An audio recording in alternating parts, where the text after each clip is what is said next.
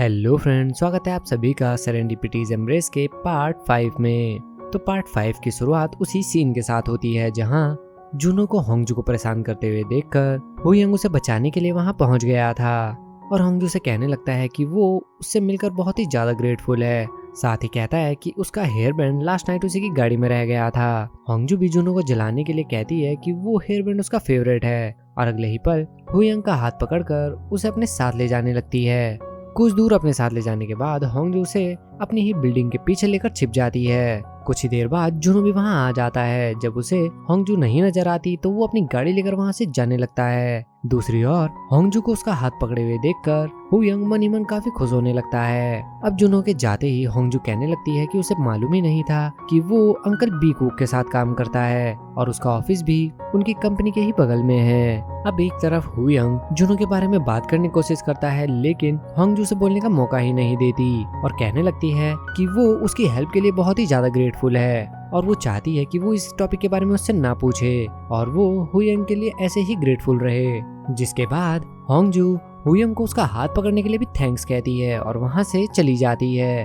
अब next scene में ही होंगजू चुपचाप ऑफिस में आने लगती है। वो सीईओ को देखती है पर जब उसे नजर नहीं आती तो वो चुपचाप अपने डेस्क पर जाकर बैठने लगती है। लेकिन वहां जाते ही वो अपनी सीईओ को देखकर काफी चौंक जाती है जो कि उसकी सीट के बगल में ही होंगजू का वेट कर रही थी। होंगजू को देखते ही सीईओ कहने लगती है कि उसे वॉशरूम से वापस आने में काफी टाइम लग गया।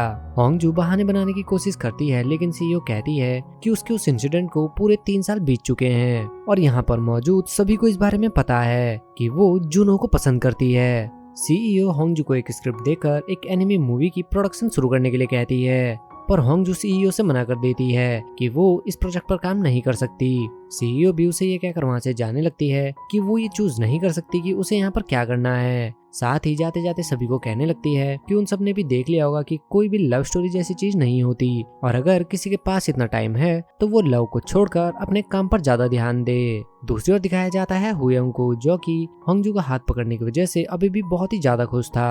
कुछ ही देर बाद बीकवुक भी वहाँ कॉफी लेकर पहुंच जाते हैं। उनके आते ही हुयंग उस आदमी के बारे में पूछने लगता है और जैसे ही बीकवुक कहते हैं कि वो बांग जुनो था हुयंग काफी शॉक हो जाता है और उसके हाथ से कॉफी भी नीचे गिर जाती है। जुनो का नाम सुनते ही हुयंग को पास्ट के कुछ फ्लैशबैक्स आने लगते हैं। इसी बीच दिखाया जाता है जुनो को जो कि एक आदमी से कॉल पर बात कर रहा था। वो आदमी जुनो से कहने लगता है कि अभी तक उसकी नोवेल भी कंप्लीट नहीं हुई है और फिर भी वो एक एनिमे मूवी बनाना चाहता है और ऐसा करने के बाद भी उसे पैसे तो नहीं मिलने वाले हैं। साथ ही वो पूछने लगता है कि क्या वो होंगजू से मिला है और क्या होंगजू उसके साथ काम करने के लिए रेडी हो गई है। जुनो के कहने पर कि वो मना नहीं करेगी, वो आदमी कहने लगता है कि अगर उसके बदले वो होता तो वो जुनो की जरूर धुलाई करता।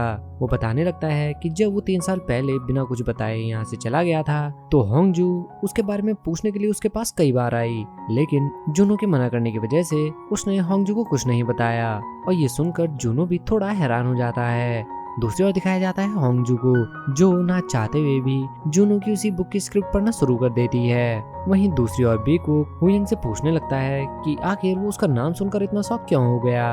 हुयंग भी वहां बैठकर बीकवुक को बताने लगता है कि अपने हाई स्कूल में उसने जुनो की एक बुक की रिकमेंडेशन के लिए एक बहुत ही लंबा ऐसे लिखा था ताकि लोग लाइब्रेरी से उसे खरीदें। बीकवुक भी पूछने लगता है कि क्या वो जुनो का इतना बड़ा फैन है पर हुयंग कहता है कि सिर्फ यही पूरी कहानी नहीं है। और इसी के साथ हम एक बार फिर से पहुंच जाते हैं पास्ट में जहां वही टीचर हुयंग को एक कंपटीशन में जाने के लिए बेस्ट ऑफ लक कह रहे थे। साथ ही कह रहे थे कि पब्लिक स्कूल से सिर्फ एक वही लड़का है और वो उनकी स्कूल की प्राइड है। अब जैसे ही हुयंग बाहर आता है उसकी नजर बुलेटिन बोर्ड पर लगी होंगजू की फोटो पर पड़ जाती है और वो उसे उतार कर अपने पास रख लेता है। थोड़ी देर बाद जैसे ही हुयंग बाहर आता है अचानक से उसके सामने किसी का बैग गिरता है और झाड़ियों के पीछे से एक लड़की को निकलते देख हुयंग बहुत ही ज्यादा डर जाता है पर थोड़ी ही देर बाद उसे पता चलता है कि ये तो होंगजू है। हुयंग भी ऐसा रिएक्ट करने लगता है कि वो होंगजू को देखकर नहीं डरा। वहीं होंगजू भी हुयंग को देखकर काफी सरप्राइज हो जाती है। जिसके बाद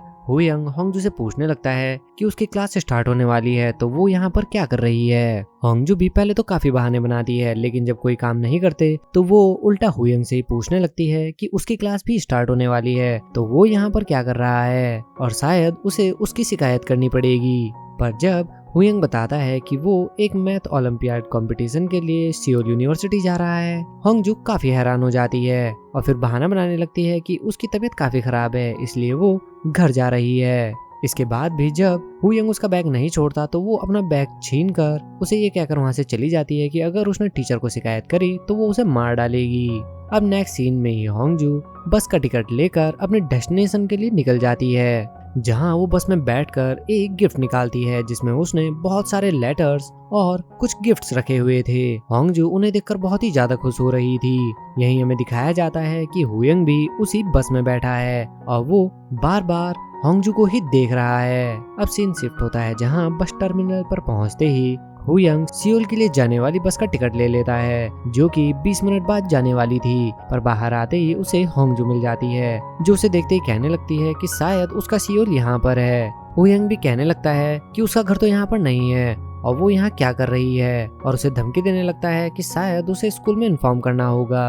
होंगजू कहती है कि ये बात उन दोनों के बीच की है तो फिर वो टीचर्स को बीच में क्यों ला रहा है। अगले ही पल वो उसका टिकट देखकर कहने लगती है कि शायद अब उसे जल्दी ही जाना होगा और उसे फटाफट से सियोल जाने के लिए कहकर वहां से जाने लगती है। हुयंग जो कि सियोल जाने वाला था वो उसकी बात सुनकर थोड़े सोच में पड़ जाता है, जिसके बाद सीन शिफ्ट होता है एक बस में जहां पर होंगजू बिल्कुल भी खुश नहीं लग रही थी और नेक्स्ट सीन में ही हमें पता चलता है कि वो खुश क्यों नहीं है, क्योंकि हुयंग उसका पीछा करते करते उस बस में भी पहुंच गया था।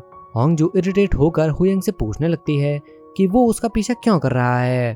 पहले तो हुयंग कोई जवाब नहीं देता पर फिर कहता है कि उसे खुद नहीं पता कि वो क्यों उसके पीछे आ रहा है। ये सुनकर होंगजू भी काफी हैरान हो जाती है। थोड़ी देर बाद जैसे ही उसका स्टॉप आता है होंगजू हुयंग को भी उसके साथ वहीं पर नीचे उतरने के लिए कहती है क्योंकि वो उसका पीछा जो कर रहा था। अब वहां से उतर के वो अपनी डेस्टिनेशन की ओर चल देते हैं। हुयंग उससे पूछने लगता है कि वो कहाँ जा रही है पर होंगजू उसे नहीं बताती। अब काफी देर चलने के बाद हुयंग के पूछने पर होंगजू उसे एक मिलिट्री बेस पर ले आती है और हुयंग के पूछने पर कहने लगती है कि वो अपनी फीलिंग कन्फेस करने यहाँ आई है, जिसके बाद होंगजू अच्छे से तैयार होना शुरू कर देती है। होंगजू काफी नर्वस लग रही थी, इसके बावजूद भी वो सीधे बेसमेंट की ओर जाने लगती है। इसी के साथ हम वापस से प्रेजेंट में पहुंच जाते हैं जहां बिकू कहने लगता है कि वो जुनो का इतना बड़ा फैन है कि वो उससे मिलने मिलिट्री बेस तक पहुंच गया था, पर हुयंग के कहते ही कि वो होंगजू के पीछे वहां गया था। बिकू पहले तो काफी हैरान हो जाता है पर जैसे उसे एहसास होता है वो हुयंग से पूछने लगता है कि क्या उसकी क्रश होंगजू है और क्या होंगजू ही उसका फर्स्ट लव है जिसके चक्कर में वो यूएस जाने के लिए पूरा एक हफ्ते डिले कर रहा है। ये एहसास होते ही बीकू बहुत ही ज्यादा चिल्लाने लगता है और कहने लगता है कि वो ऐसा नहीं कर सकता। वो जानता है कि वो अपनी माँ के ऊपर ही गया है और उसे जो चीज चाहिए वो उसे हासिल करके रहता है, लेकिन वो होंगजू के मामले में ऐसा नहीं कर पाएगा और उसे इस बात का पूरा यकीन है क्योंकि वो होंगजू के टाइप का बिल्कुल भी नहीं है। ये सुनकर हुयंग भी बहुत ही ज्यादा शॉक हो जाता है और हुयंग को ये कहकर चले जाता है कि ये उसकी तरफ से एक वार्निंग है। और इसी सीन के साथ ये पार्ट भी यहीं पर खत्म हो जाता है। तो मिलते हैं सेरेंडिपिटीज एम्ब्रेस के नेक्स्ट पार्ट के साथ, तब तक के लिए बाय बाय।